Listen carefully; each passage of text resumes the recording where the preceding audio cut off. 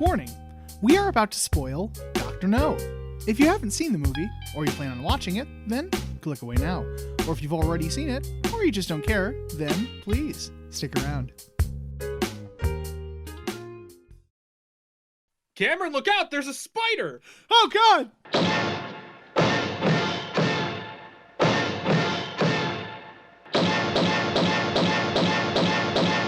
Okay, I think you got him.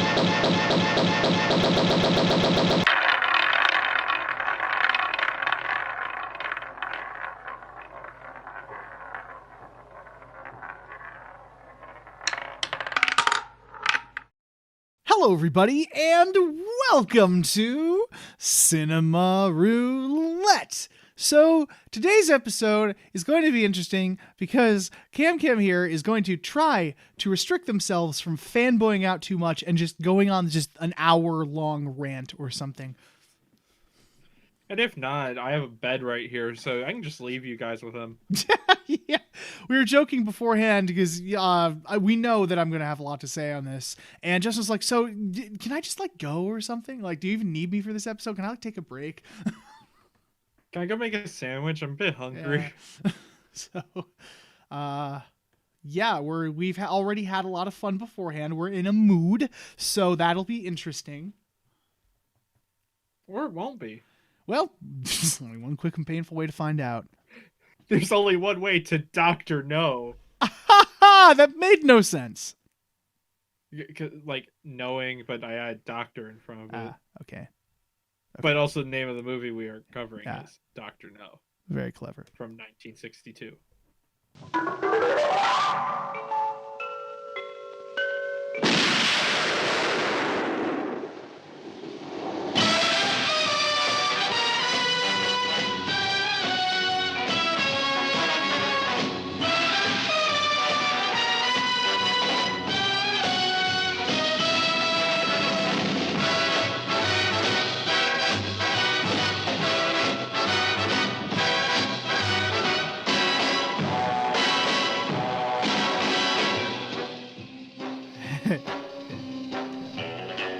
Sorry, it's so funny.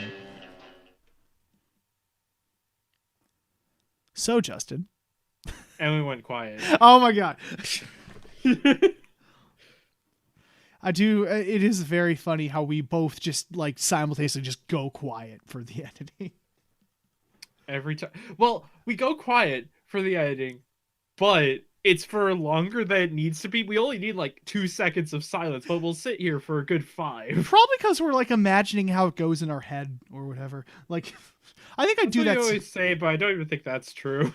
Yeah, I think I do that sometimes where I'll say oh, here's the title of the movie, and then in my head I'll be playing the intro or whatever, and it'll be wait a minute. And then it goes to the opening credits, and then you realize you're stuck in your own mind watching a movie. Oh God. So yeah, today is the 1962 movie, Dr. No, the first entry in the first official entry in the James Bond series. Fucking finally, we totally landed on it legitimately. We cheated. Oh, we totally cheated. We cheated. Hey, maybe the whole point of the show is, okay, look, there's 25 of these goddamn movies. So we need to get started on this because every other series on this wheel is shorter. I'd like to at least get the first one started here. Yeah, the fact that we spun it, we calculated 16 times? We've spun it, I think it's at 20 after this. And not once did we officially land on it. We still haven't landed on everything that's on this wheel. Yeah, it's because it's a digital thing, and I think just the RNG is killing us or whatever algorithm they use to calculate it is somewhat biased. I don't know. It's not biased. That's just random chance, my guy. I know. It's just, but I mean, okay, I'm not even gonna get into that because that would be a whole nother discussion. We have a movie to review. Yes. For context, Cameron kind of likes the James Bond series, and I have seen before even rewatching this, I have seen 5 Bond movies. Yep. It was 3 of those were Daniel Craig. Yeah, because what were the other 2? It was Goldfinger and what else? And Dr. No. Oh yeah, and Dr. No. So and the three. Oh yeah, okay. I'm I so saw sorry that Quantum you Solace, Skyfall, and Spectre. wasn't Quantum of Solace the first Bond movie you ever saw? No, I saw Goldfinger before I saw Solace. Okay, good. I saw Goldfinger when I was super young. So did I, actually. Well, should I say that for the Goldfinger episode? The quick fun story? I'd say save for the Goldfinger episode. Alrighty. You can tell it in 2 years. Yeah. So, yeah, needless to say, I'm really, really, really excited for this, and I'll just let Justin take the synopsis away. That's all. Yeah, for the only part of this I'm going to talk. So we open with 3 blind men walking around. Turns out they're assassins. They kill a dude and they kill a woman. And the woman and dude turn out to be spies for the Jolly Good England. And Jolly Good England's like, oh fuck, we haven't heard from these people. Go get Bond. So they go get Bond. Bond is a cool dude, played by Sean Connery. And they're like, hey, go make sure everything in Jamaica is okay. Bond goes to Jamaica, is almost killed a few times, honestly. Realizes things aren't okay. He runs into Felix, a CIA guy who will not be played by the same actor for any of these movies until Daniel Craig stuff. Yep. Except for one occasion, I think, and that's it. Okay. Every single time it's like, hey, Felix, hello there, new actor we've never seen before. But yeah, he meets with the dude who was assassinated friends and other associates, runs into the CIA, and they're like, okay, we know something's up too, so we can help each other out. They find out about Crab Key. It's an island off the coast of Jamaica, and everyone's like, there's a dragon there, don't fucking go there. One of the dead guy's friend, well, not really a friend, he turns out to be a bad guy, gets kind of spooked when Bond starts poking around, and goes and tells Dr. No, like, hey, this dude's poking around. Well, did you kill him? I tried, but it didn't work. Well, you better fucking do it, or I'm gonna kill you. Bond is almost killed a few more times, including attempt at spider assassination. He's almost killed a lot in this movie, come to think of it, really. Yeah, they try to kill him a lot. But eventually he goes to the island. He just kind of left Felix, didn't he? He didn't even like take him with to the island. No, he did. Said like, come. Yeah, they took it halfway, and then we're like, okay, come get me later. Yeah. Right. He went with the red shirt onto the island. Yes. They run into a woman who's collecting seashells. Also, Bond has slept with like 6 women at this point. But probably more than that on it. Well, not in the movie, like all the stuff out of the movie. He's probably slept with a million different women by this point already. I know, but I'm pretty sure he slept with 2 women before this point. Because it's the 60s, so we're getting kind of looser with what we can have on screen. I mean, we don't really show the sex scene, but it's heavily implied. Yeah, we know they at least fucked, because they kiss, they go down on the bed, and then the next thing we see is her, like, getting dressed and fixing her dress or whatever, and he's in the mirror, topless, implied to be naked in bed, so. Because that's how it works. Anyway, Bond and the red shirt are on the island. There's a woman there who is collecting seashells, and she becomes the new Bond girl, because we need one. Even the first movie. Her name is Honey Rider, right? Yep. That's correct. I did forget to mention the stupid car chase. Dr. Dent was the friend guy who was talking to Dr. No. Bond killed him after Dr. Dent tried to kill him. Straight up, yeah. But yeah, they're on the island. The seashell woman, red shirt dies. Big surprise. Yeah. Rhymes are fun. They see the dragon. The dragon is just basically a tank that breathes fire. There's no good reason given to have this thing other than it's kind of neat. I think I think it's inferred because like they were talking about the dragon, and then Felix Leiter says, "Oh yeah, it's a local superstition or something like that." So maybe he made it that way just to put fear into them so they don't poke around or whatever. You know what would also scare people? Saying there's a bunch of military guys with fucking light machine guns. Yeah. Bond and Honey are captured, but it's like the nicest kidnapping ever because it's kind of like a hotel except everything is drugged and knocks you unconscious. Yeah. And then Dr. No meets Bond and is and says his plan to disrupt a rocket.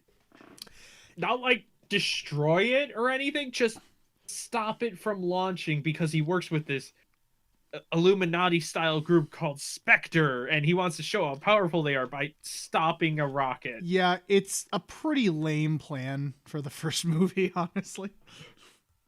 I'm going to stop a rocket. Is that going to kill anyone? No, it will honestly just inconvenience people. Yeah. I love how I looked it up because it is really vague. They don't really explain it that well in the movie. But that was what I looked up on the summary on Wikipedia. And I was like, okay, so they did this literally just to flex on them. Yeah. That's it. Also, Dr. No's play, even though said to be Asian, is played by a white guy in makeup. Yeah, that's well, hi 60s. How are you today? That's the part of the movie that I just kind of hate. It just really doesn't hold up well. Jesus fucking Christ. Yeah. Anyway, Bond does his usual good guy spiel, and Dr. No's like, well, we could have invited you, but you're kind of a dick. And throws him in a cell, leaves Honey to die in the slowest trap that I don't even know if it would actually kill her. Bond escapes, causes the machinery that was going to stop the rocket to explode, kills Dr. No, goes and saves Honey. We escape, they fuck on a boat, the end. Yeah, that's it. So... Also, Dr. No had metal hands. Yeah, and ended up screwing him over in the end. Because they were too slippery. Yup. So yeah, sorry, I just saw something that caught my eye. Close Facebook. It's not Facebook, it's the Wikipedia article with the behind the scenes stuff.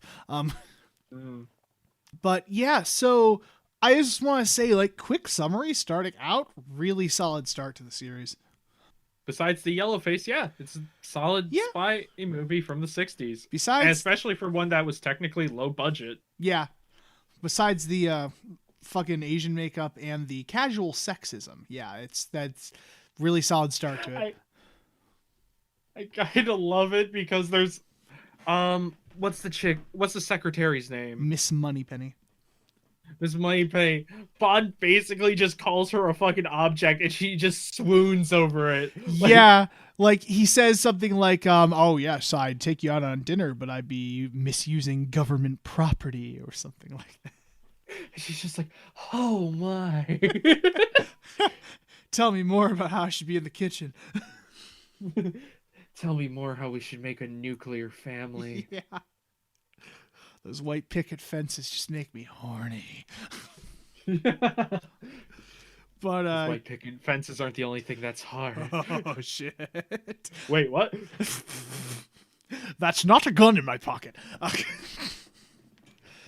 But yeah, so I'm just trying to think of even where to begin. Like this is definitely Sean Connery's most iconic role because he started out and he just like set the bar for Bond, and it is a role that I'm sure he hated talking about later in life. I don't think there was much discussion about later on because, you know, after he did James Bond in the 60s and stuff, there was an interview where like a reporter brought up there, he was kind of just like, yeah, so like, I know you want to move on from Bond and all that, but I mean, didn't he do Zardoz specifically to get out of doing James Bond roles? I don't know. That actually might have been a joke that you made.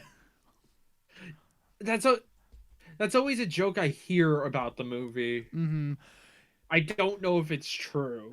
I don't think it's true, but it's just, I think it's just funny because the outfit in Zardoz is so fucking ridiculous.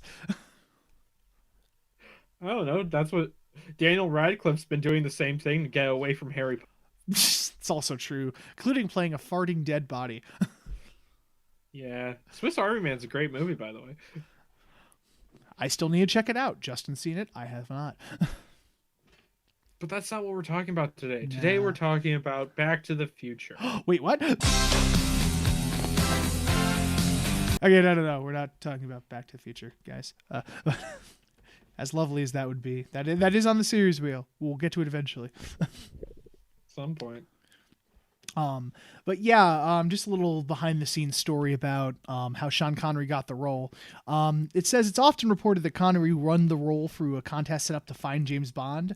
While this is untrue, the contest itself did exist, and 6 finalists were chosen and screen tested by the producers, which were Albert Broccoli, I think it was Henry Saltzman, and Ian Fleming.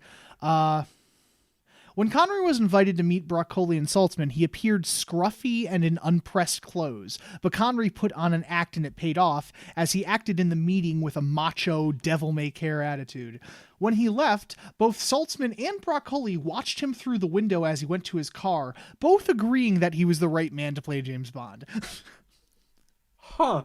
After Connery was chosen, Terrence Young took the actor to his tailor and hairdresser and introduced him to the high life, restaurants, casinos, and the women of London. In the words of Bond writer Raymond Bresson, Young educated the actor in quote-unquote the ways of being dapper, witty, and above all cool. So he kind of got like some hands-on training about how to be like this suave gentleman type character.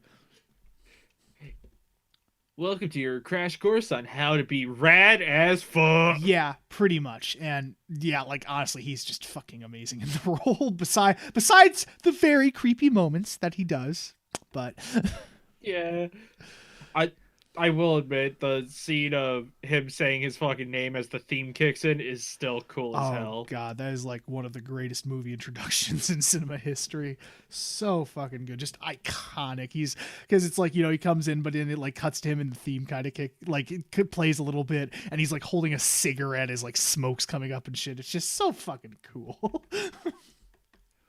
God, I hope you like that theme. Yeah. And what was the other one? Underneath the mango tree, Money and Me. I hope you like those songs, because it's like 2 of the 4 songs on the soundtrack. Yeah, I think they could literally just only afford those 2 or 3 songs, and it was a very low budget movie, to be fair. The whole thing only cost a little over $1 million, in which she said was about like 10 million nowadays. Yeah, almost 10 million. Yeah, but it made back its budget exponentially. Like, it was made for a little over $1 million, and it made $59.5 million. It was a huge financial success. With inflation, that's nearly half of...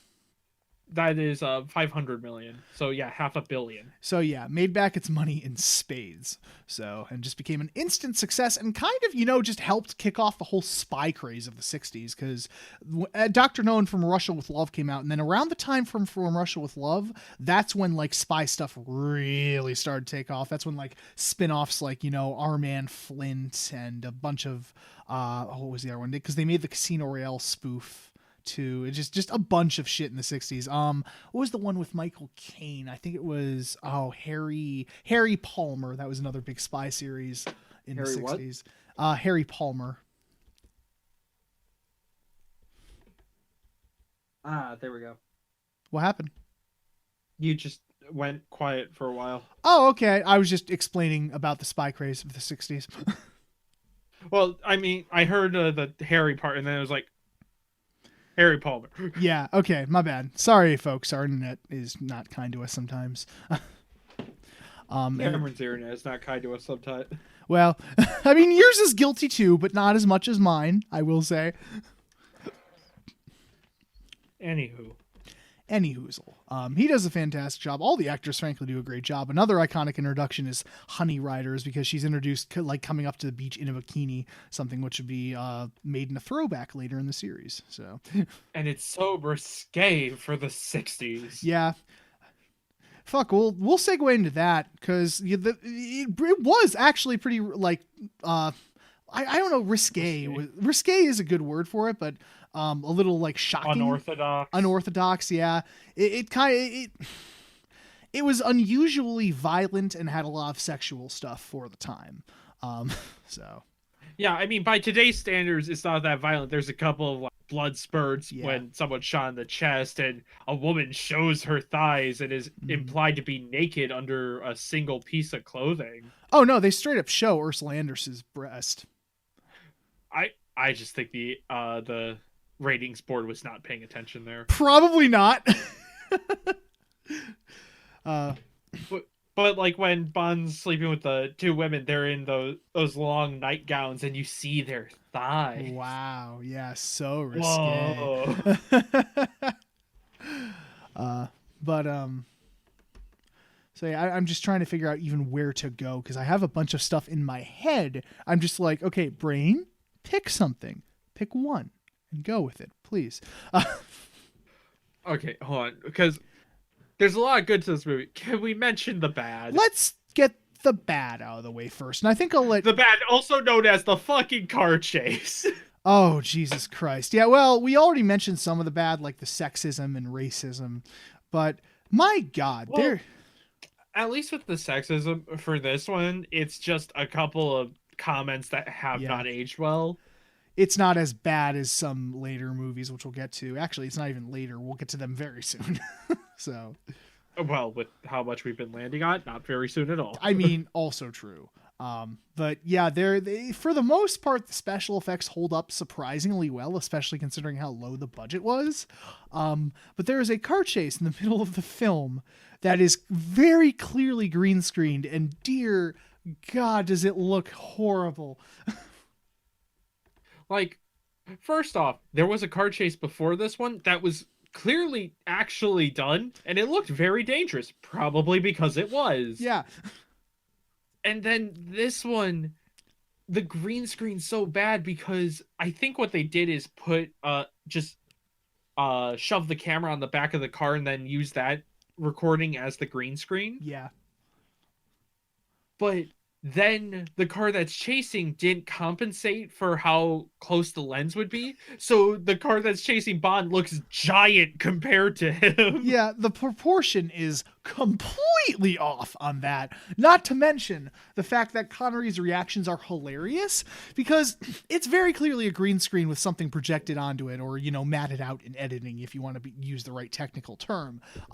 But they're like rocking the car back and forth like they did, and he's like violently turning the wheel back and forth and back and forth and back and forth. I'm like, his car would be going all over the place if that was happening. Like, what the He fuck? would be running himself off the road at this point. Yeah, pretty much. Like, it's like he looks like a little kid that just got the car. It's like, wee, this is how you drive, right? Oh, it's Left, so bad. right, left, right, left, right. BA, Yeah. start. Pretty much. Oh, it's so fucking funny. It is the one special effect that really has not aged at all. Like, I don't even want to say it aged poorly. It just hasn't aged. I think even back in the day, that was pretty laughable. Yeah, it didn't even look good for the time, let's be honest. So, that was just hilarious to me. And there's anything else like really bad you can think of, or? No, nothing really. Well, also the Dr. No thing is It's just a little So, and another thing that's just really weird that whitewashing is just always annoying. Yeah, it's really annoying and really it's just uncomfortable. Because they even have Asian actors, so why didn't you just hire one anyway? That's what I was wondering, because you clearly see like his scientists and helpers are all Asian. So what the fuck? You could find one actor who's like, yes, I want to play a super cool evil scientist with a massive lair on a tropical island. Honestly. And he's supposed to be like classy and smart and all that. And it's like, why? You really think an Asian actor at the time would not jump at the chance to play that? Yeah, to play a cool role. No, we paid some white guy. Mm-hmm. And also just a really random thing that we're not going to dwell on that just comes right the fuck out of nowhere. Honey Rider just mentions a really dark backstory, and it's never brought up again. Yeah, like honestly, one for the 60s, super fucking dark. Two, even nowadays, it's super fucking dark. Yeah. It has nothing to do with the plot, and there's no reason to get into it, just it was needlessly dark and could have been cut from the movie and should have. Yep. I mean, I get they're trying to have a character moment, but really, that's what you go with? No. That's no. Yeah, no, please don't. Just don't. Just don't. Anyway. But yeah, those are the only really bad things about the film. If you can look past some of that, it is still really enjoyable and really impressive for the budget they had as well. Because you can tell there are times where it had a really low budget because there's a lot of continuity errors in the film. Even just with its own fucking script. Yeah.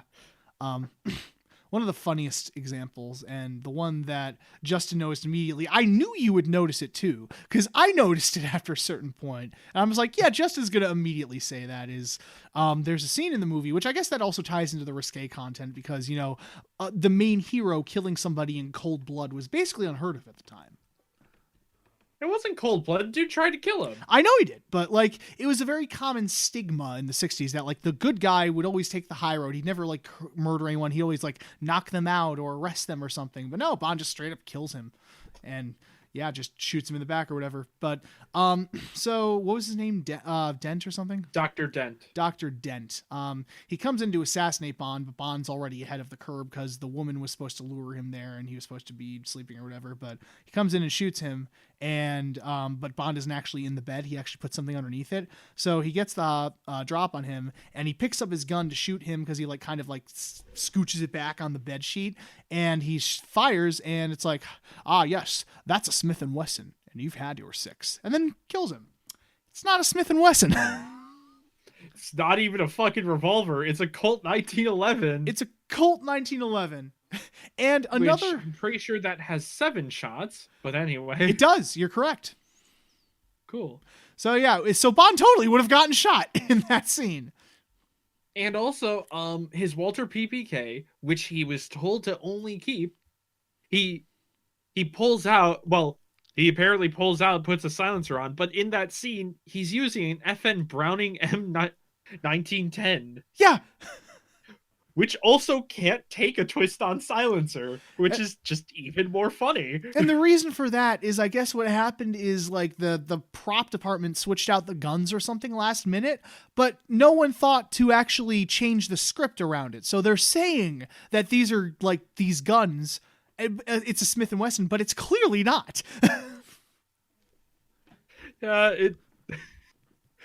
If it was just a revolver, sure, fine, Yeah. whatever, but really? And another really funny thing in about that scene is also after Dent fired into the bed, the slide locked back. So it's empty. So there was no reason for him to pick it back up and try to shoot him, because after he fired the last shot, the slide pulled back. Oh yeah, I see because I'm on in case you people don't know, there's a place called IMFDB, Internet Movie Firearm Database. And it has a picture of that, and yeah, the slide is back, which means it's empty. Yeah, so you think that he didn't notice that? Oh my god. And another really hilarious continuity error that I didn't... Hey, to be fair, when it's back on the blanket that he pulls near him, the slide is back in place. Okay, that's good at least, but... It cocked itself with no bullets inside. Yeah. Where was that at? Hold on. There was another really hilarious gun error in the movie as well. If you have anything else to say, now is the time to say it. I'm just trying to find it. I'm trying to think. Hey, I was right. Those were Stens. That's cool. Good job. There it is. So during the shootout with the, dragon tank or whatever, Bond's gun switches 3 times. Really? His Walter PPK changes to a Colt 1911 government model, then to a Browning high power, and then back to a Walter PPK. So fun. He's Jackie Estacada from the first Darkness game. Yeah, fucking right. No one gets that joke anyway. So yeah, that happened, and that's just kind of hilarious. But yeah, other than that, this film just really set the whole style and tone of the series just basically perfectly. Most of the staples of the series started out in this movie. Because, there's some series which, as they go on, they kind of find their footing. This was one that kind of right out the gate set the style and tone for Bond. It has the iconic opening gun barrel sequence. It has the theme song or whatever. We wouldn't actually get, the pre-title sequence, quote unquote, until From Russia with Love. That was the first one to actually do that. And to have Q from Q. You could just say the next movie. I could. I know. I'm sorry. I that's the inner fanboy in me trying to specify. Because if you say the title, it makes it sound like it's further down the line than it is. the next movie. You're right. I will fully admit that's just me fanboying. What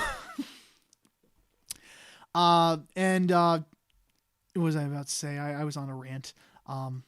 But yeah, and I just love it. It's so cool. It's something that just like draws me in. Just bottom line, it's just cool. Yeah, if you need to get into like, if you're working your way backwards, which is something I always recommend when getting into movies, with starting with modern day films and then slowly working back by the decades, Dr. No is not a bad way to get into 60s style film. Yeah. And I mean, yes, it is a bit more risque than stuff in the than some things in the 60s, but at least it has solid editing, good characters, and a plot that keeps momentum. Exactly. And just a funny thing too, because this was originally adopted from this series adopted from books by Ian Fleming. And this was not the first adaptation of James Bond, but it was the first James Bond movie that was in the quote unquote official series once EON Productions actually got the rights to it.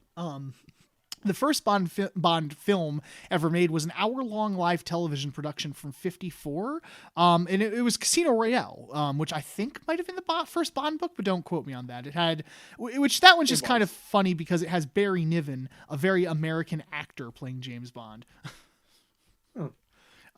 Casino Royale was the first book. Okay, cool. Good to know. So that was the first one, but this was the first one of the official quote unquote series, the rights holders. And something I just found funny, it was sometimes episodes in the novel retained in the film's alter narrative introduce elements of absurdity into the plot. Because you remember the breakout scene where there's just water and shit going on? Yeah. Bond's quote-unquote escape from his cell via the air shaft, for instance, was originally conceived as a ruse of Dr. No's to test Bond's skill and endurance, but it became an authentic breakout in the film. Oh, that's why there was the water in there. Yeah, it says features carried over from the novel's obstacle course, however, such as the torrent of water and the scalding surface, have no logical justification in the script.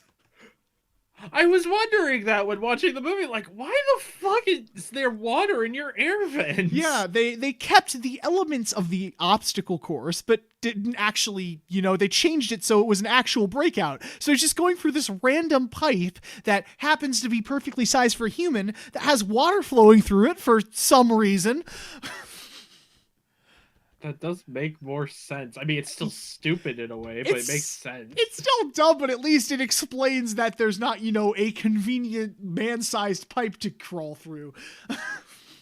I will give Dr. No this. He's the first person I've seen electrify the air vents so that way a prisoner can't easily escape. Yeah, that is a really nice touch, because Bond, is in prison, and he, immediately being the smart spy, tries to find a way out. Goes up to it and gets fucking shocked and literally just flies back onto the floor in a stunt that looked like it actually hurt. Yeah, probably because it did. I know you said when he was in pipe, when he actually fell, that looked like a legit thing of panic. Yeah, because when he's getting back into the facility, the pipe has like ridges in it so he can kind of slowly lower himself. But he slips and falls, and it looked like he legit just fell. And they went, okay, let's go with that. Yeah, it looked like one of those things where they might have been like, we'll just work it in the movie. Buster Keaton would be proud. He would be. God rest his soul. He was amazing. God rest his soul. God rest his soul. And a funny thing about it is the editing in the James Bond movies were also really unique for the time because, the action is very fast and goes like just boom, boom, boom. What he would do, and if you look really closely, you'll notice it, is he removed frames here and there, kind of like jump cuts forward to like as something happens to create forward momentum or something. Like if someone flies back, sometimes there'll be a frame cut out so they fly back faster. So it looks like they just went woo. So it looks more painful. Yes. So yeah, it was considered very innovative for the time. And the funny thing about that kind of behind the scenes is Hunt said his intention was to move fast and push it along the whole time while giving it a certain style. And he added that the fast pacing would help audiences not notice any writing problems. Not noticing what? Writing problems. I still notice. I know. And for the famous title sequence, the gun barrel, it was filmed in sepia tone by putting a pinhole camera inside a .38 caliber gun barrel. And Bob Simmons, actually played James Bond in the, I think, first 2 or 3 films. I forget which one. I forget if it was Goldfinger or Thunderball where they actually got Connery to appear in the gun barrel. And Binder also designed the highly stylized main title sequence, the really trippy and really fucking, all the epileptics are just in a seizure at this point. Yeah. I know it was the 60s and, there's a lot of drugs, man, but my God. You chill on the flashing lights. Honestly. So yeah, just from a technical standpoint, it's really, really impressive, especially considering the budget. So love all that. Love the behind the scenes shit, and just love this series, honestly.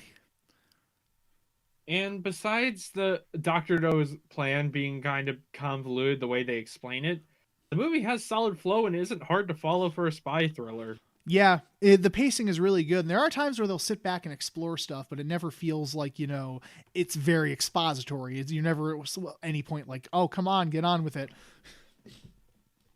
I think the one scene that does make me laugh is when Bond goes to meet the guy who was assassinated's friends. Uh-huh. It's just like, they tell him one thing. It's like, oh yeah, he talked to this Dr. Dent. Then they hard cut to Bond going to see Dr. Dent. Yeah. Really odd cut. It's like you couldn't linger on that just a little more. But yeah, we could have heard a bit more of what they have to say about their friend just disappearing. Yeah. It's like, okay, bye, Quarrel. See you later.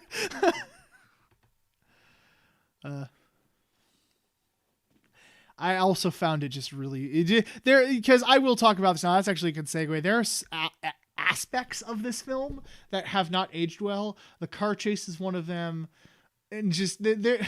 I kind of just love the moment where Bond kills somebody with a knife and it cuts to her just making this face. Like she does like this almost Macaulay Culkin face where she like puts her hands on her cheeks and just he murdered someone who was trying to kill us. Oh my God. And the thing I fucking love was the people with the boat and the machine gun, and they fire them and they very clearly know they're there. They're like, all right, you won't come out. We'll be back for you. Yup. There was nothing we could do, guys. It's not like we had a machine gun or could, go onto land to try to shoot them. Nah, they got us. It's nothing we could do. Moving on. We fired like 20 shots from this light machine gun. Nothing we could do. Nope. Oh, my God. Also, if they did get captured, his red shirt friend probably would have survived, but oh well. Yeah, it is kind of funny. If they had given up kind of earlier, Quarrel would probably still be alive. Oops. Poopsies. But yeah, another thing I could say too that was interesting is there was a lot of, like, you could kind of see Bond like logically doing stuff. Like, I love the scenes where he's like going throughout his hotel room and putting stuff like little traps here and there, just to kind of be clever about it.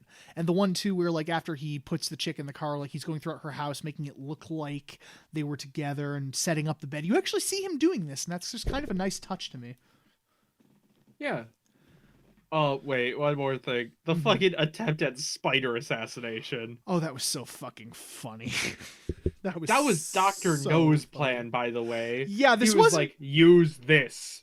Yeah, it wasn't even Dent's plan, because, he tells Dent to take care of Bond or whatever. And fucking, like, he comes into the island and it's all dramatic. You can't see Dr. No Shaz in the wall. He's like, sit down, all intimidating. And then he's like, there is a spider. Use this to try to kill him. And don't fail me again, even though this is my plan. Yeah, and first off, if you just put a spider in a hotel room, it's not going to go right for the creature that is 10 times bigger than it. Second, most spiders know not to bite humans because it'd be a waste of poison. Yeah, most spiders don't attack humans unless they're provoked. They just kind of want to do their own thing. So... Yeah. And 3, what if it just crawled off of Bond? Which it does, and then he moves out of the way. Yes. And when you're watching the scene, you're like, there's one easy way to solve it. And it's like, oh, wow, it worked. Oh, that's so funny. And they keep God, trying to like build up how this, would huh? how would this have been solved any better if someone just came in with a gun? Right? Like I know he does that eventually, but no, Doctor No had to try the stupid spider thing first. What if like in between scenes, like Dent is off screen or something, and he's just like, oh god, I have this gun, I could just shoot him, but I don't want to cross Doctor No. I have to do the spider thing at least once. It's probably not going to work, but I mean, you knew which hotel room he was in. Just dress as a janitor, wait outside, and then shoot him. exactly. And he's unaware at this point that someone tried to kill him. After the spider, he's onto the fact that someone's trying to kill him and even traps Dent. So Dr. No kind of just shot himself in the foot, didn't he? Well, no, he knew someone was after him because of the fake driver who killed himself. Oh, and, yeah, that's right. he saw that some of the traps were triggered in his apartment. Yeah. Or hotel room, whatever you want to call it. And the fact that they keep playing this like really tense music, like da da da da, they keep going back to the spider. I'm like, guys, it's not that scary.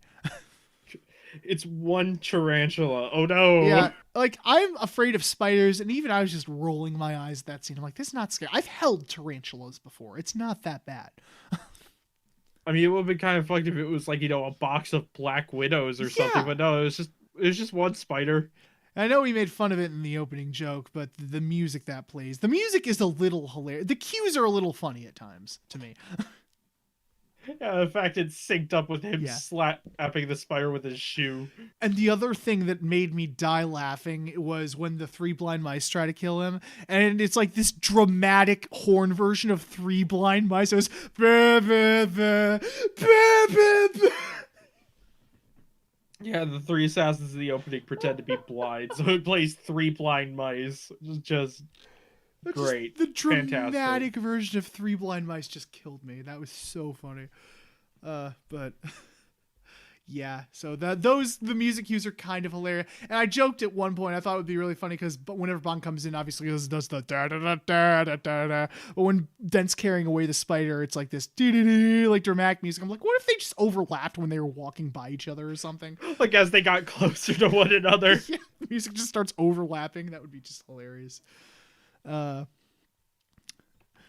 But yeah, I mean, and I get why they use the James Bond theme a lot because it is pretty kick-ass. Like, let's be honest. Good fucking theme. So good. So, but yeah, so that was it's a solid movie. There's a lot to make fun of, and I do enjoy watching the movie and making fun of some of the more, some of the aspects that either A, haven't aged well, or B, is very clearly of the time. It's very fun to do that.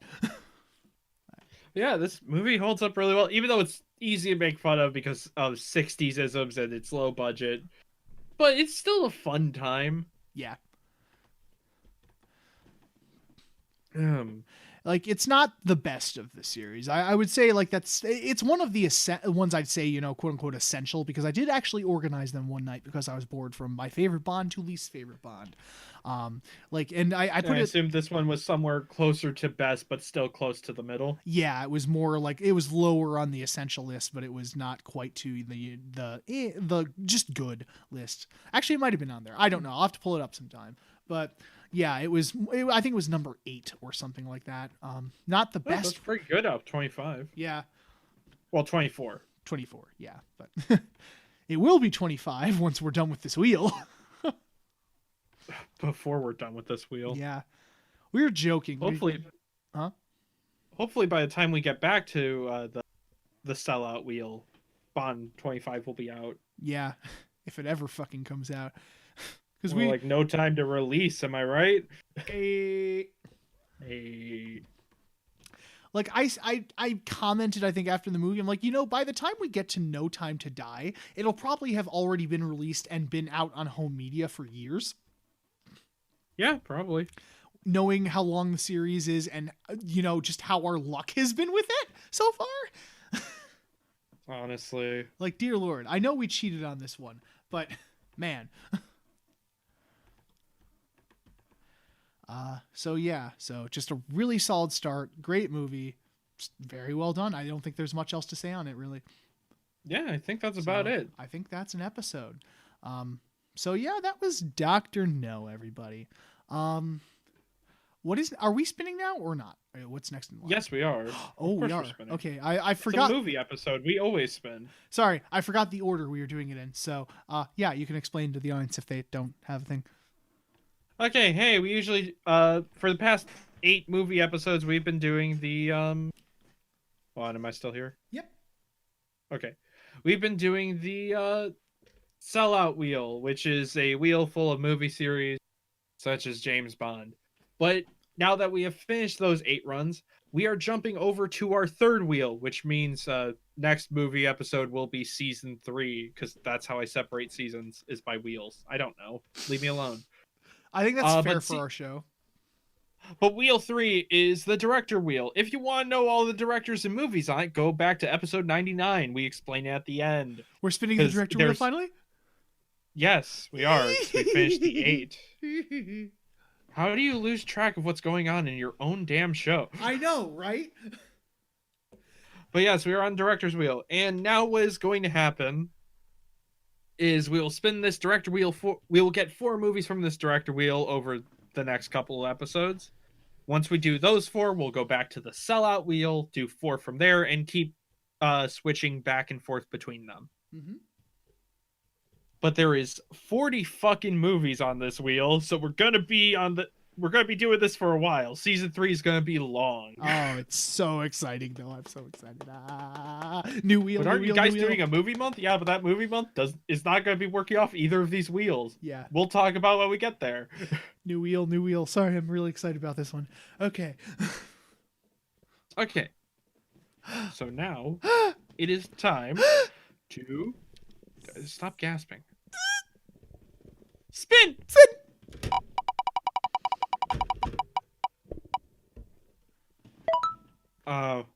Okay. What we get?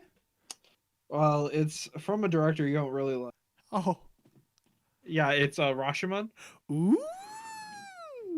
Okay, all right. Go start kicking things off with Kurosawa. We're starting off with Kurosawa, which Cameron cheated with on this wheel. I did. I will fully admit it, and no, I don't care. Cameron is an indecisive whore. Yeah. Or an indecisive bitch. Whatever you want. Horror is gender neutral in this term. That's true.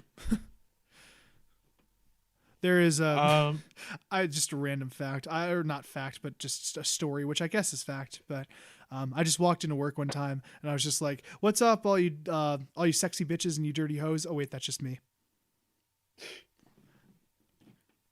Dirty hoe. From the best movie ever made. Yeah. Wait, isn't Rashomon the one that's told out of order? Yep. Okay, I thought so. That's all I know. That's literally all I know about it, because I've never seen a Kurosawa movie. That's partially true of Rashomon. It's not told out of order. The timeline is weird. That's all. Yeah. Okay. That's all we're going with. Okay. Do you just want that's it? That's all you want? Yeah, that's all I need to know. All right. Okay. But yeah, after whatever the next TV episode is, we're doing a bunch of movie episodes, and we'll get recording TV stuff later, so that way we can do other things. But anyway, next movie episode is Rashomon. If you want to know what next TV episode is, watch our last episode. We most likely say it there. Yep. So thank you so much, everybody, for joining us. And I'm really, really excited because we just did Dr. No, and I can also talk a lot about Kurosawa. So I'm excited. I'm giving you only 10 minutes of dick sucking for the director per Kurosawa episode. I think that's fair. I will pull out a stopwatch. All right. So bye. Okay, I don't know how to end this, so just hard cut.